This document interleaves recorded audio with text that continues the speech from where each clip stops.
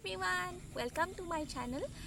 তো আজি দুপৰীয়া মই এটা বহুত সোৱাদ লগা ৰেচিপি বনাইছিলোঁ, কলডিলৰ ৰেচিপি। থাম্বনেইলটো দেখি গম পাইছেই চাগে।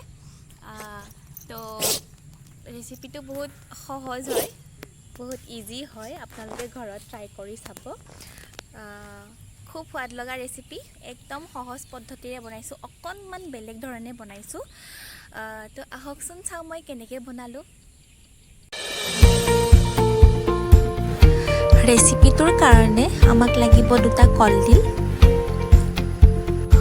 কলডিলকেইটা এৰুৱাই মাজৰ একেবাৰে কোমলীয়া অংশখিনি উলিয়াই মই ইয়াত ব্যৱহাৰ কৰিছোঁ।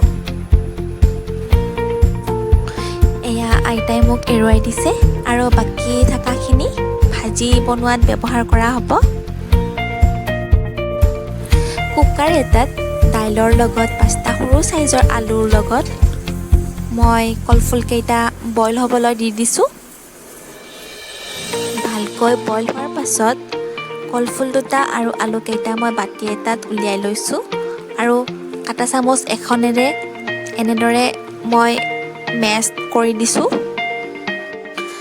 নৰ্মেল পানী বা ভাতৰ লগত বইল হ'ব দিয়াতকৈ দাইলৰ লগত বইল হোৱা পিটিকা খাই বেছি ভাল লাগে, সেয়েহে মই দাইলৰ লগত বইল কৰি লৈছোঁ।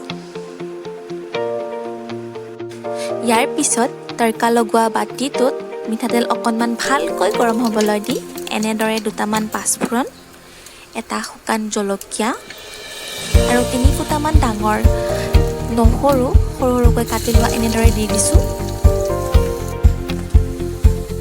তাৰপিছত সেইখিনি পিটিকাখিনিৰ ওপৰত মই তেলনি মৰাৰ নিচিনা দি দিছোঁ আৰু জোখমতে নিমখ, কেঁচা জলকীয়া অকণমান, সৰু সৰুকৈ কাটি লোৱা পিঁয়াজ অকণমান আৰু শেষত মান ধনিয়া অকণমান দি দিছোঁ। গোটেইখিনি বস্তু দিয়া হোৱাৰ পিছত মই এনেদৰে ভালকৈ সানি লৈছোঁ আৰু লগতে শুকান জলকীয়াটো এনেকৈ ভাঙি গুড়ি কৰি দিছোঁ। আৰু এয়া মোৰ কলডিল পিটিকাখন ৰেডি হৈ গ'ল।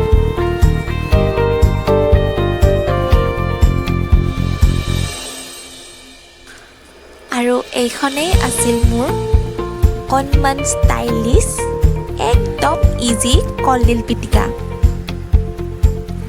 তো ভিউৱাৰ্ছ, ভিডিঅ'টো ভাল লাগিলে প্লিজ লাইক এটা কৰি দিব আৰু ৰেচিপিটো কেনেকুৱা পালে প্লিজ কমেণ্ট কৰি জনাব।